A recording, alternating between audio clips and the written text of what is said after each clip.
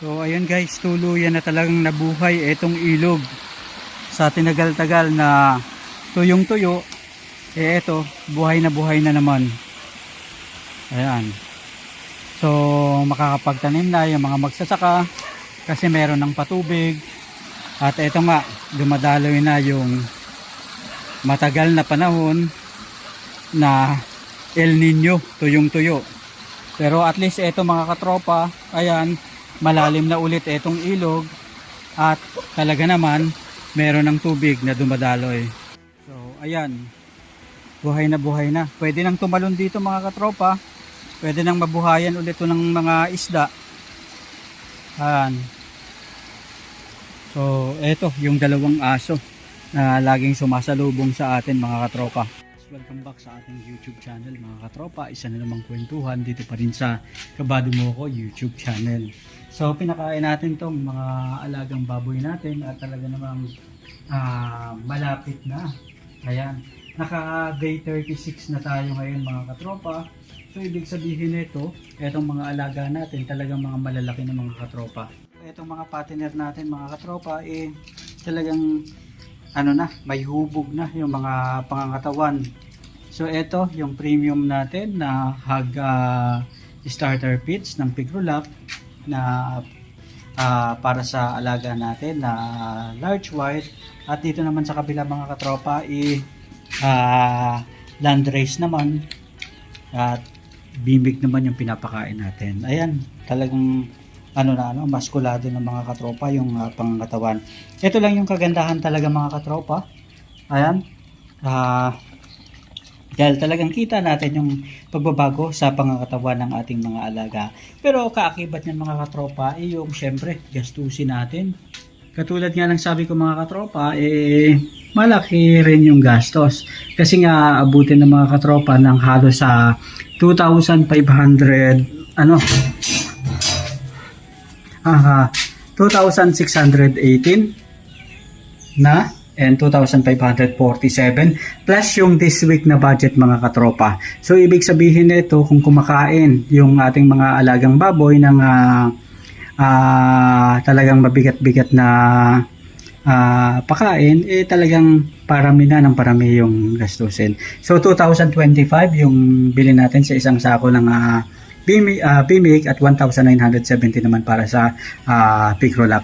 So ibig sabihin nito mga katropa, sa mga susunod na araw ibibili na tayo ng grower. So yung expected natin na gastos is 1,965 base sa ating canvassing and 1,770 naman sa Pigrolap. Mga premium yan mga katropa.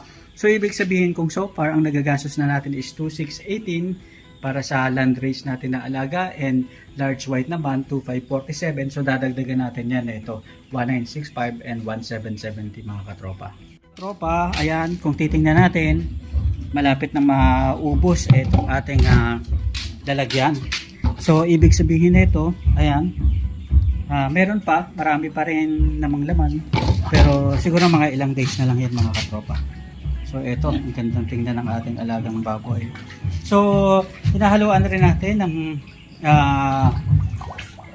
electrolytes yung kanila namang inumin mga katropa. So goods ngayon kasi umulan and happy tayo kasi yung mga alaga nating baboy kahit na maulan maghapon, tala ng low pressure, happy rin tayo mga katropa kasi at least ngayong mga panahon na to nabuhay na yung ilog na talagang tigang na tigang mga katropa at least hindi na tayo mahihirapan na magbomba para dito naman sa poso kung saan kumukuha tayo ng tubig na inumin and tubig rin na panlinis para dito sa babuyan mga katropa. So happy tayo sa resulta. Nakita nyo naman mga katropa yung pangangatawan ng ating mga alaga. Mga katropa, sa ating mga alagang manok na pupuntahan nga natin doon. So may natira pa doon sa binili natin na 1 kilo. So far mga katropa, bumili rin tayo today ng 3 kilo naman na para sa pagkain ng manok. So ibig sabihin na ito mga katropa is ang nagagastos na natin sa pakain sa mga alagang manok is yung manok is 55 pesos ang bawat isa mga katropa. So kung pakain yung pag-uusapan natin, nakabili na tayo ng ilan na ba? So 2 kilong feeds, 44.50 times 2. So 89 pesos. Tapos mga gamot-gamot, isang sachet ng electrolytes, isang sachet ng Remoxil. Ayan, tigto 35 and 25. Tapos nakabili rin tayo mga katropa ng ano pa. So 1 kilo ng bimig na 43 and 3 kilo ng bimig fillet na 126.75. So far, so matotal 500 plus 89, so 630. Ayan, plus 30, 40, 50, 60, 690. So dito meron pa ba? Okay, yan, 690, 740, 50, 60, 70, 770 na so far yung nagagastos natin sa 10 manok, kasama na itong binili natin mga katropa na pakain sa mga alaga natin. So isang magandang araw sa inyo, nandito tayo sa ating manuka naman. So sa ating ano nga bang tawag dito na masasabi natin, sa ating broiler chicken 45 days. So kalalabas lang natin galing sa pinagtatrabahuhan natin mga katropa. Nagtuturo tayo sa isang private institution. Ayan.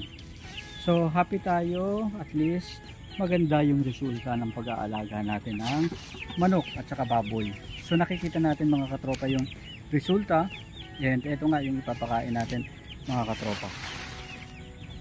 So ang maganda dito mga katropa is yung every time na nagpapakain tayo sa ating mga alaga is kitang kita natin yung resulta sa paglaki nila. And talagang yun naman yung kahit na pagod tayo sa pagtuturo, talagang pag napapasyal tayo dito, gustong gusto pa rin nating na-excite tayo everyday. So pagpunta dito, kung ano na ba yung lumaki na ba yung ating mga alaga. So by the way, ang ipapakain nga pala natin dito sa mga alaga nating manok mga katropa is Bimig 3000. So ito yung first time ko na mag-alaga ng manok na broiler, kasi nag-try ako dati pero hindi ko tinuloy. Pinamigay ko na lang sa mga kaibigan mga katropa, mga kapitbahay.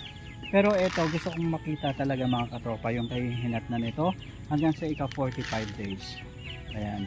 So happy tayo mga katropa kasi talagang kung ano yung pinapakain natin sa mga alagang manok, nakikita natin. And by the way, sinasamahan lang din natin sa painumin nila itong multivitamins, electrolytes, and probiotics. So makakatulong ito para at least ganahan sila sa pagkain, iwas stress na rin mga katropa.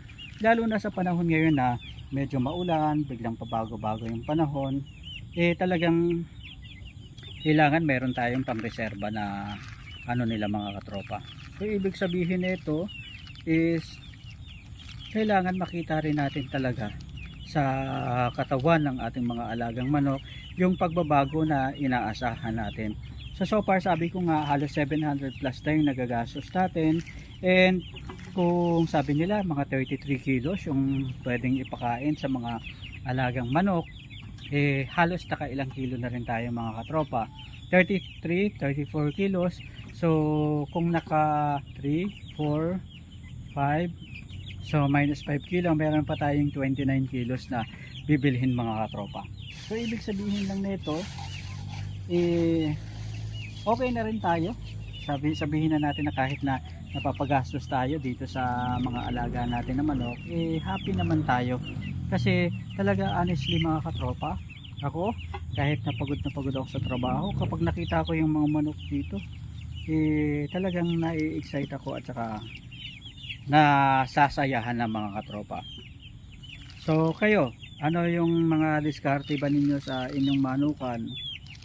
And happy tayo kasi umulan na, at least medyo malamig na yung panahon. Kaya lang syempre dulot rin ng taglamig na yan, tag-ulan, yung baka biglang magkasakit yung mga alaga. Kaya importante na binibigyan na natin sila ng mga precautionary measure. tulad nga ng pagbibigay ng mga probiotics, multivitamins sa mga inumin ng ating mga manok mga katropa. So ito 750 grams yung ipapakain natin sa ating mga alaga. Ayan, and tingnan natin kung anong mangyayari mga katropa hanggang sa ito ay mapalaki na nga natin mga katropa ng buong buo. So ito na yung mga alaga nating mga manok, talagang nag-aantay na ng pagkain and gutom na. Parang hindi nakakain ng isang linggo mga katropa. Pero ang kagandahan lang nito, talagang nakita natin mga katropa yung pagbabago simula nung nabili natin sila, and more than 10 days na pala ang age group nito mga katropa. And kitang-kita naman natin yung liksi, yung sigasig nila. Ayan. Kailangan lang linisan natin itong painuman ng ating mga alagang manok, kasi dito natin makikita mga katropa kung healthy ba yung ating mga alaga. Ayan.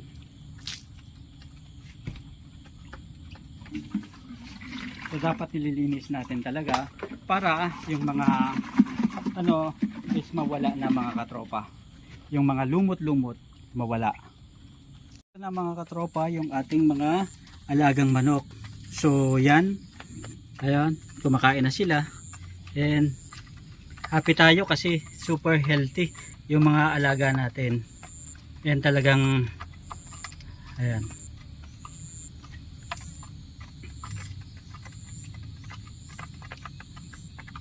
So ang mga nag-aalaga rin kasi talagang mga katropa ng manok, basta healthy yung mga alaga, happy na yung taga may-ari. So yun naman talaga lagi, 'di ba? So eto mga katropa is trial pa lang natin, pero gusto nating makita na makuha natin yung tamang timbang and hindi magkasakit ang mga alaga natin, para at least later on kapag nag-decide tayo na gusto talaga nating ituloy-tuloy, then at least meron tayong basis sa manukan mga katropa. Katropa, eto na yung alaga natin at halos tapos lang ang kumain, and ganun din dito sa kabila. So yun naman yung mga alaga nating manok. Yan yung update sa ating manukan, 45 days broiler challenge, at syempre yung ating 120 days pig fattening challenge mga katropa. So hanggang sa muli, maraming salamat, paalam po. Nakakatuwa naman tingnan mga katropa, kasi itong durian natin tumutubo na. Ayan. So unti-unti nang lumalabas ang mga durian mga katropa dito sa Bicol. Ang ganda. Yan yung nakaka-excite lang sa pagtatanim mga katropa, yung na-excite ka habang nakikita mo unti-unting lumalaki yung mga halaman na balak mong itanim.